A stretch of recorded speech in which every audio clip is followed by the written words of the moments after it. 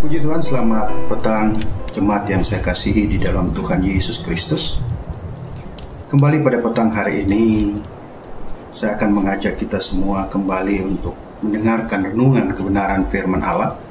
Tetapi sebelum kita sama-sama mendengarkan renungan kebenaran firman Allah pada petang hari ini, saya kembali mengajak kita semua untuk sama-sama masuk di dalam doa. Mari kita berdoa.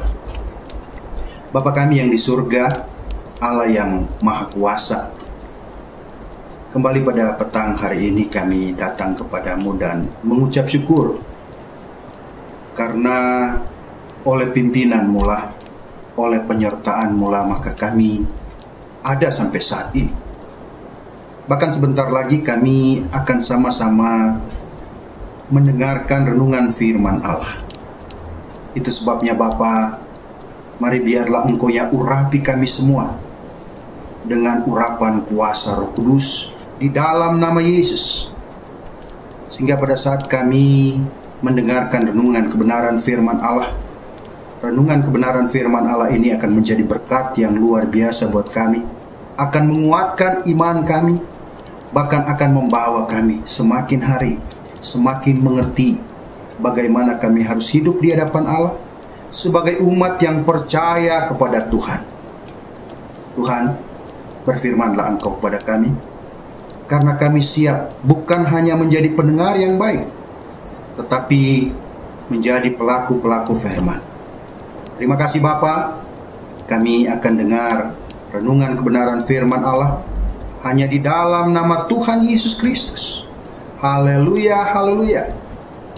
Amin. Pada petang hari ini, saya akan mengajak kita semua sebagai jemaat, sebagai umat-umat Tuhan yang sangat dikasihi oleh Tuhan, untuk kita sama-sama membuka Alkitab kita di dalam kitab Daniel pasal yang ke-6. Dan saya akan mengajak kita semua untuk membaca ayat yang ke-11 dan ayat yang ke-12. Dikatakan di sana pada ayat yang ke-11, demi didengar Daniel bahwa surat perintah itu telah dibuat. Pergilah ia ke rumahnya. Dalam kamar atasnya ada tingkap-tingkap yang terbuka ke arah Yerusalem. 3 kali sehari ia berlutut berdoa serta memuji Allahnya seperti yang biasa dilakukannya. Ayat 12, lalu orang-orang itu bergegas-gegas masuk dan mendapati Daniel sedang berdoa dan bermohon kepada Allahnya. Saya kira ayat-ayat ini satu ayat-ayat yang perlu kita contoh, di mana Daniel sebagai orang yang percaya kepada Tuhan tidak pernah berhenti melakukan yang benar di hadapan Tuhan. Satu ketika ada orang bertanya kepada saya. Dia katakan seperti ini, katanya Tuhan itu Maha Kuasa dan selalu menolong orang yang mau berbuat benar. Tetapi mengapa dia katakan seperti itu kepada saya? Setiap saya mau berbuat benar, selalu saja ada yang menghalanginya atau ada yang mengganggunya. Dia bertanya, mengapa seperti itu, Pak? Dan kalau kita mempelajari Daniel pasal 6 ini, khususnya dari ayat 11, ayat 12 yang kita sudah baca tadi, dan kalau juga saudara mempelajari ayat-ayat sebelum ayat 11 yang kita sudah baca dan ayat 12, di sana dijelaskan siapakah Daniel ini. Daniel ini adalah seorang hamba Tuhan yang selalu melakukan hal-hal yang benar di hadapan Tuhan. Ini yang perlu kita catat bersama sebagai umat-umat Tuhan, bahwa Daniel ini adalah seorang hamba Tuhan yang selalu melakukan hal-hal yang benar di hadapan Tuhan. Dia tidak mengenal waktu. Artinya waktu susah dia mencari Tuhan. Daniel tidak seperti itu. Dalam keadaan apapun, ternyata Daniel ini terus mencari Tuhan. Dalam arti kata, hidup benar di hadapan Tuhan. Dan kalau saudara pelajari pada Daniel pasal 6 ini, ayat yang kelima, mari saya mengajak kita semua untuk membaca ayat yang kelima di dalam Daniel pasal yang ke-6 ini. Dikatakan di sana, kemudian para pejabat tinggi dan wakil raja itu mencari alasan dakwaan terhadap Daniel dalam hal pemerintahan. Tetapi, ya saudara perhatikan di sini, tetapi mereka tidak mendapat alasan apapun atau sesuatu kesalahan, sebab ia setia dan tidak ada didapati sesuatu kelalaian atau suatu kesalahan padanya. Saya kira ayat 5 ini menjadi contoh buat kita sebagai umat-umat Tuhan, bahwa walaupun kita diperhadapkan, apalagi sekarang ini COVID-19 masih terus berjalan, dan itu membuat satu tekanan baru di dalam kehidupan kita sebagai orang yang percaya kepada Tuhan. Tapi kalau kita melihat Daniel tidak pernah terhalangi ya untuk tetap hidup di dalam kebenaran Tuhan ya. Dan saya kira ini juga perlu untuk kita sebagai umat-umat Tuhan. Apapun yang terjadi, biarlah kita tetap hidup atau melakukan hal-hal yang benar di hadapan Tuhan seperti Daniel. Ayat 5 ini mau menunjukkan bahwa Daniel ini adalah seorang yang selalu melakukan hal-hal yang benar di hadapan Tuhan. Tetapi, ya, di sini saudara perhatikan, tetapi di tengah-tengah Daniel menjalankan hidupnya di dalam kebenaran, Daniel menghadapi satu gangguan atau satu penghalang yang luar biasa. Ya. Mungkin kalau saudara dilarang melakukan satu hal yang biasa saudara lakukan, dan apa yang saudara lakukan itu buruk. Saudara contohnya dilarang untuk berbohong. Ya. Mungkin saudara bisa menerimanya. Karena iya ya. Kalau saya berbohong terus-menerus, lama-kelamaan saya tidak dipercaya oleh orang lain. Tadi bilang ke gereja, tapi ternyata ke tempat yang lain, ya. Tetapi kalau saudara dilarang untuk atau dihalangi untuk tidak boleh pergi ke gereja, ya. Di situ mungkin saudara berpikir, kenapa saya dilarang ke gereja? Padahal saya mau melakukan yang benar. Saya bukan mau melakukan yang jahat. Saya mau melakukan yang benar. Mengapa saya dilarang? Ya. Mungkin di dalam hati kita timbul rasa protes. Mengapa kok saya tidak boleh? Padahal kita mengerti betul, kita sadar betul bahwa kita mau melakukan yang benar. Dan di dalam hati yang protes itu, kita harus hati-hati. Ya, sekali lagi saya mau sampaikan kepada saudara, di dalam hati yang tidak menerima itu, atau di dalam hati yang protes itu, kita harus hati-hati. Sebab apa? Sebab iblis kadang-kadang pada waktu kita mulai mempunyai hati yang protes, kadang-kadang hati yang mulai protes itu setan berbisik kepada kita.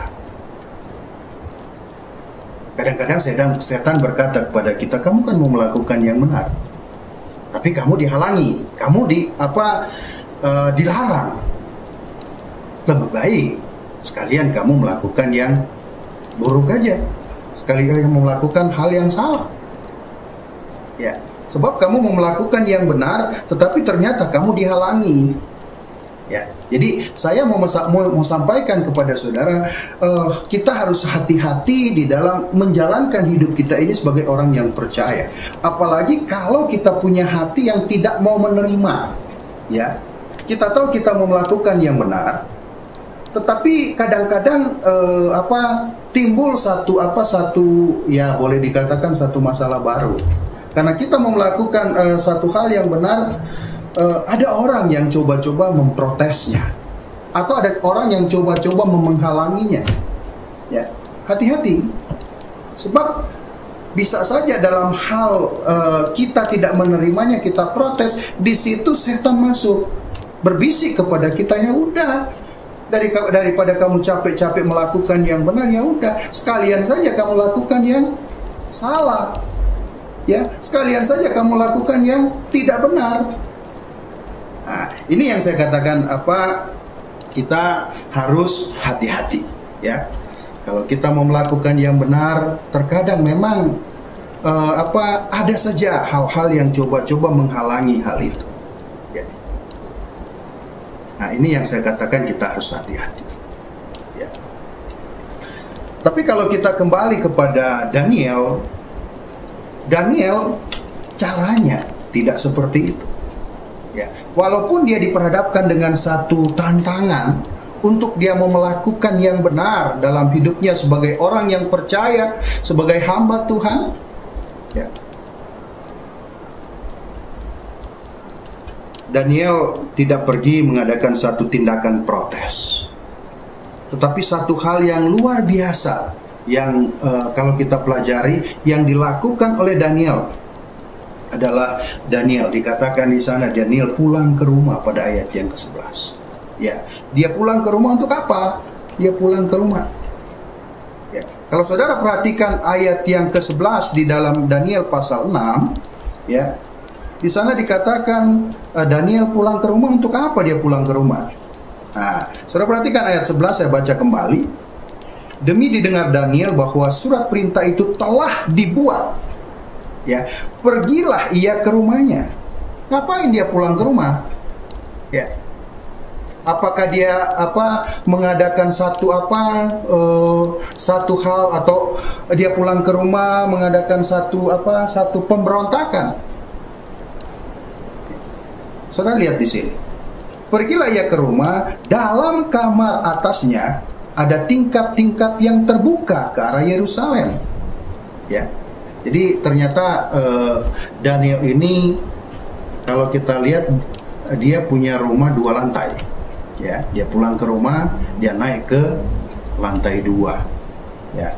Kalau boleh saya sampaikan seperti itu, ya. Dia naik ke lantai 2, dan apa yang dia lakukan di lantai 2? Nah, saudara perhatikan di sini bahwa dalam kamar atasnya ada tingkap-tingkap yang terbuka ke arah Yerusalem.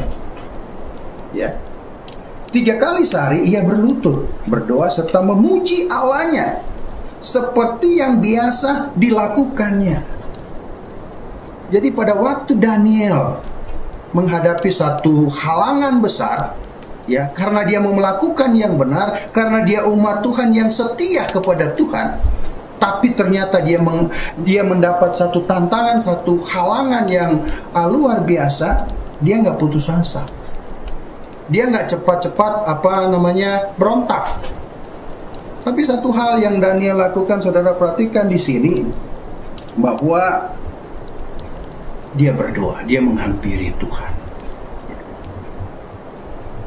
Dan saya terlalu percaya bahwa karena Daniel orang yang benar-benar percaya kepada Tuhan, hidup di dalam Tuhan, makanya waktu dia ditekan, dia tidak protes, tetapi dia kembali kepada Tuhan, dia berdoa, dia berlutut di kaki Tuhan. Dan saudara perhatikan di sini bahwa keputusan raja tidak menyebabkan Daniel menjadi gemetar, ya, sehingga mengubah kebiasaan berdoanya, enggak. Sekalipun Daniel menyadari bahwa ada bahaya di balik itu, ya. Dia menyadari betul itu ada bahaya di balik. Dia terus melakukan yang benar. kebenaran dalam hidupnya, ada bahaya.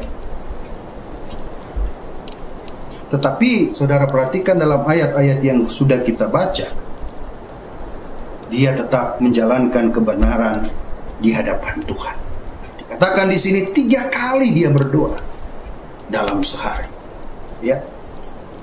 Itu sebabnya kalau saudara baca ya, kalau saudara baca kitab Filipi pasal 4, ya, mari saya mengajak Bapak Ibu untuk kita kembali membuka Alkitab kita dalam kitab Filipi pasal 4.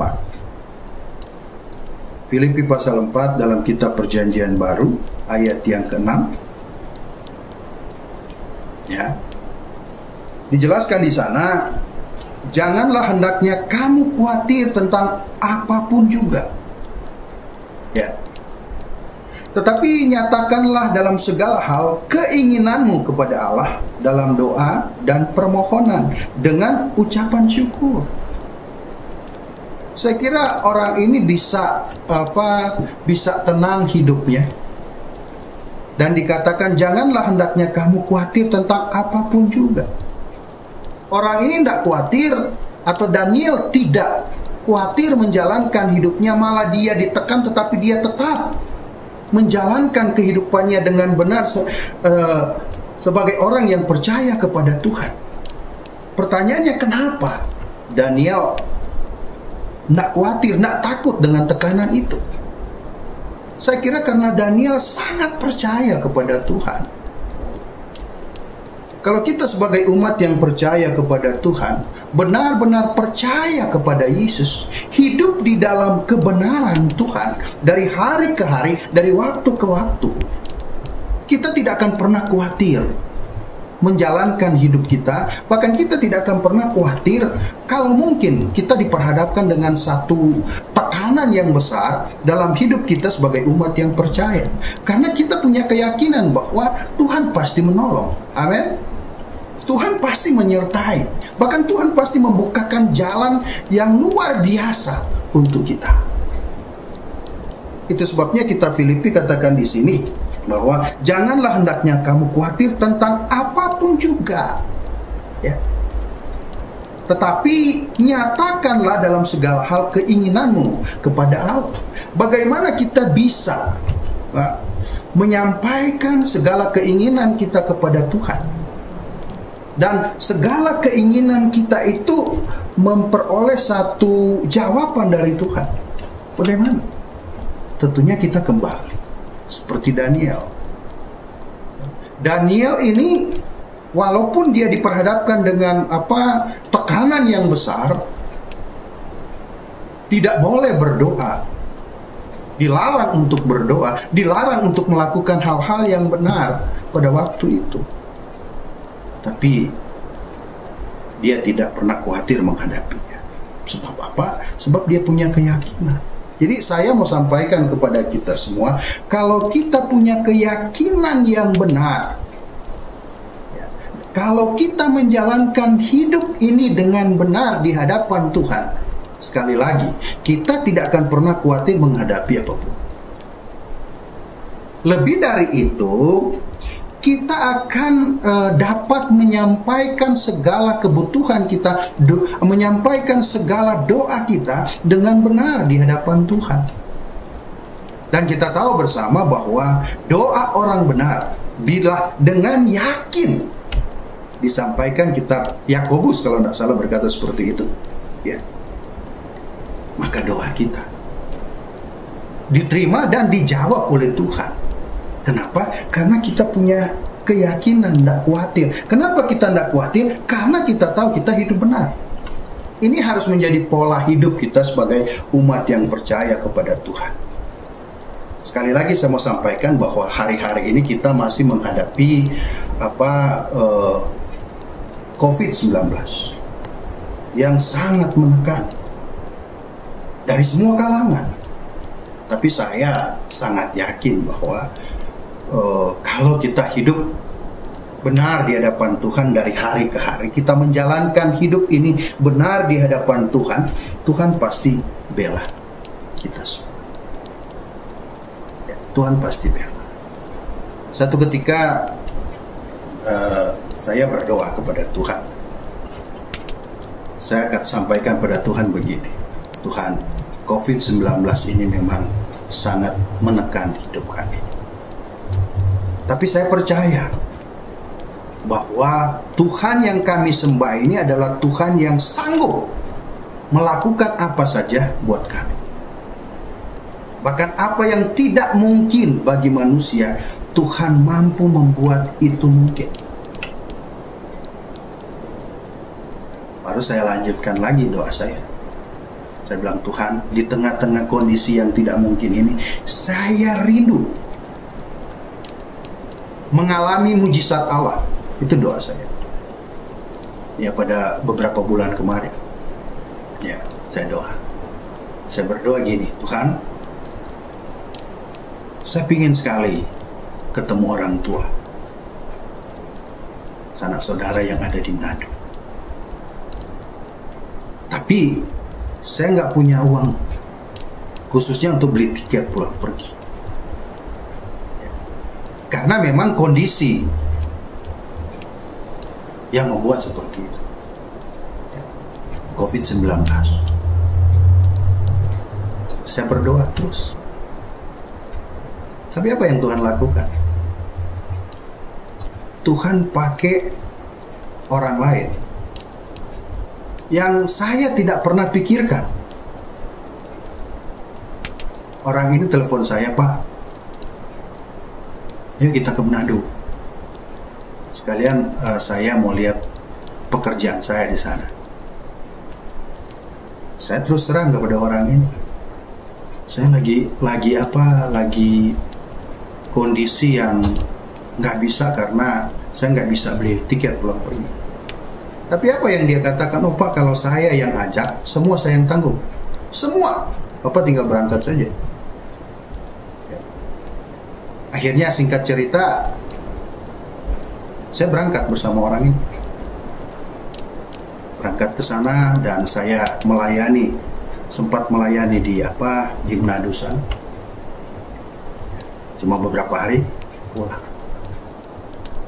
Tapi di situ saya melihat bahwa benar ya, kalau kita ini belajar hidup benar di hadapan Tuhan dan kita bersandar kepada Tuhan, kita tidak pernah khawatir menjalankan hidup ini, kita terus. Justru di situ mujizat Allah terjadi. Di tengah-tengah tidak mungkin, dalam keadaan yang tidak mungkin, tapi di situ mujizat Allah. Jadi sampai saya berkata, Tuhan terima kasih, Engkau luar biasa. Dan mujizat itu bukan hanya berhenti di situ. Ya. Anak kami harus bayar kuliah semester 7 pada bulan yang sama.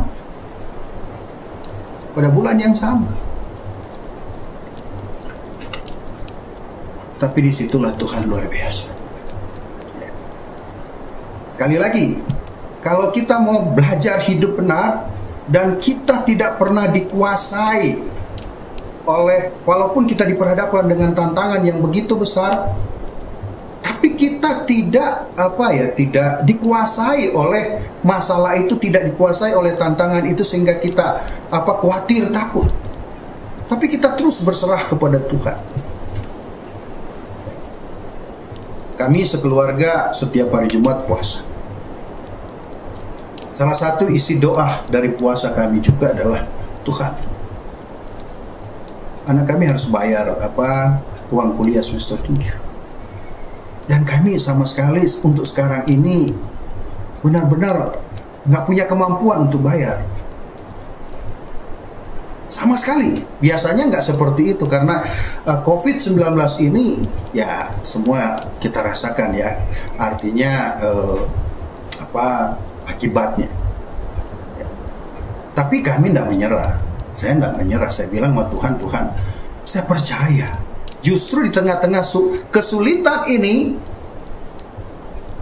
saya ingin sekali mengalami mujizat Tuhan.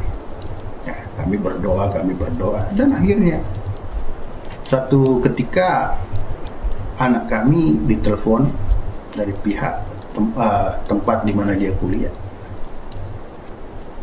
minta izin untuk memasukkan anak kami di satu untuk mendapatkan satu, katakanlah, beasiswa. Dan dilihat dari angka-angkanya yang saya kira memang puji Tuhan ya kalau kita hidup di dalam Tuhan, kita mengajar anak kita benar-benar hidup di dalam Tuhan, Tuhan beri kemampuan, kepandaian yang luar biasa. Ya, saya nggak sombong, tetapi saya menyatakan fakta ya.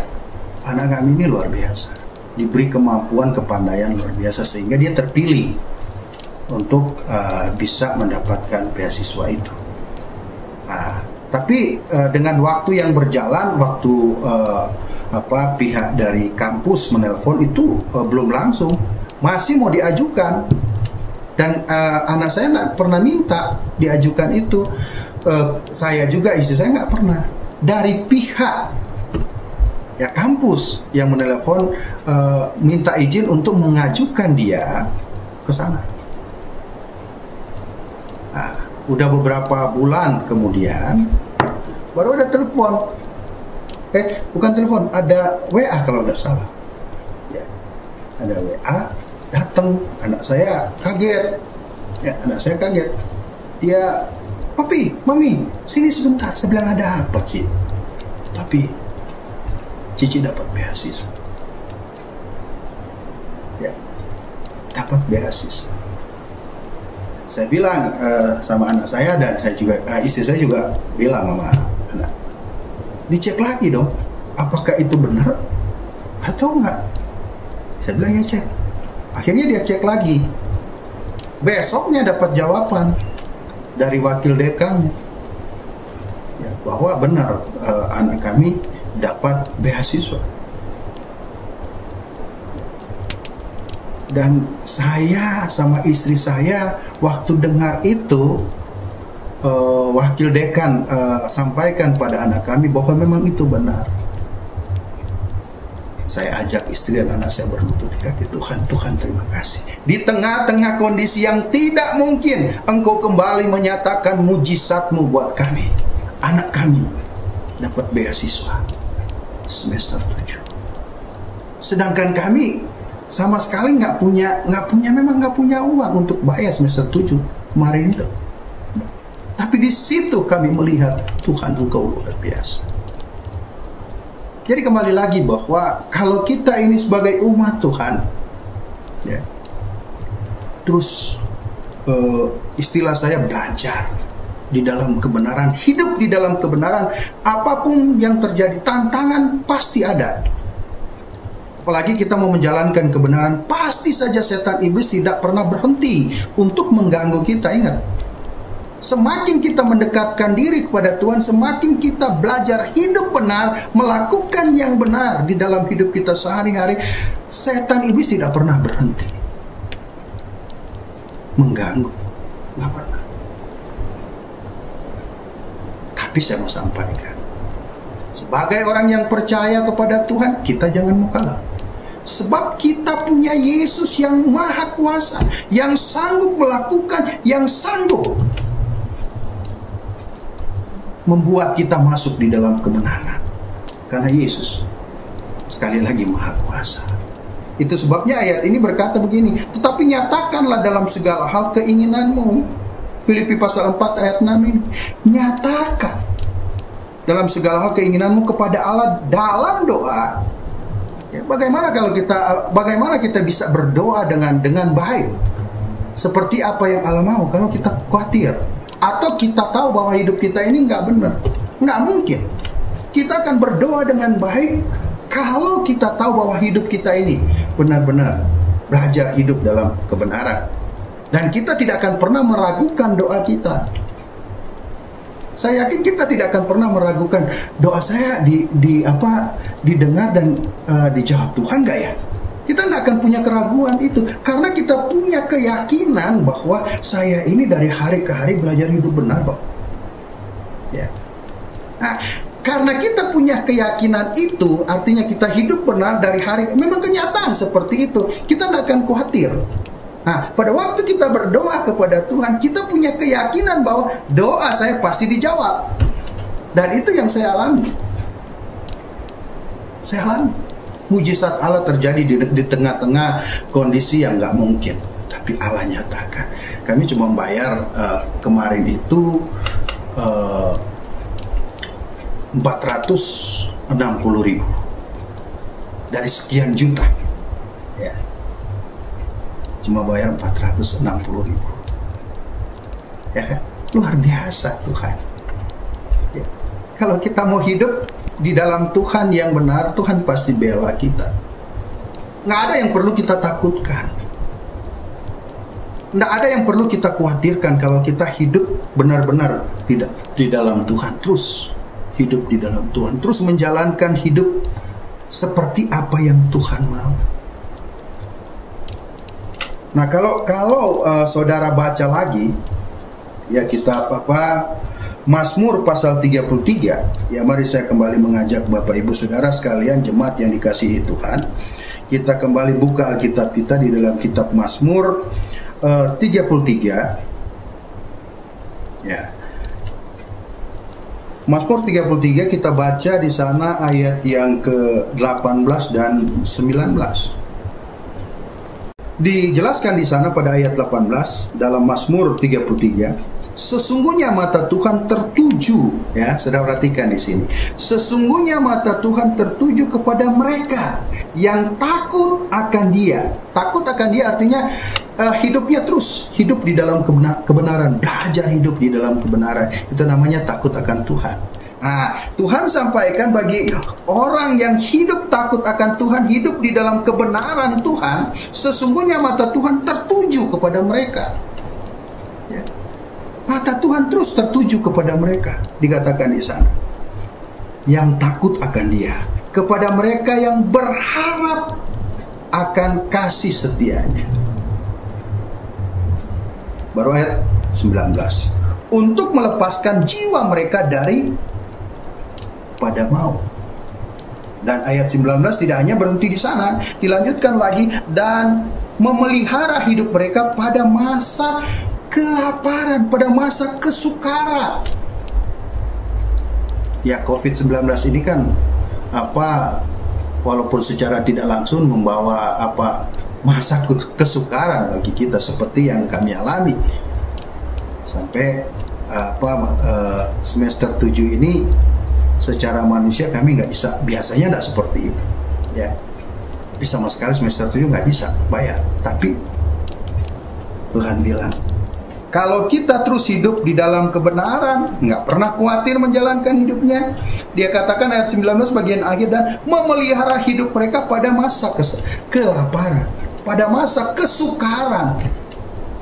Itu sebabnya saya berdoa waktu kemarin itu, sampai mujizat Allah Tuhan nyatakan. Saya bilang, Tuhan, Engkau mampu melakukan mujizat di tengah-tengah masa yang sulit, di tengah-tengah masa yang sukar, yang bagi manusia tidak mungkin.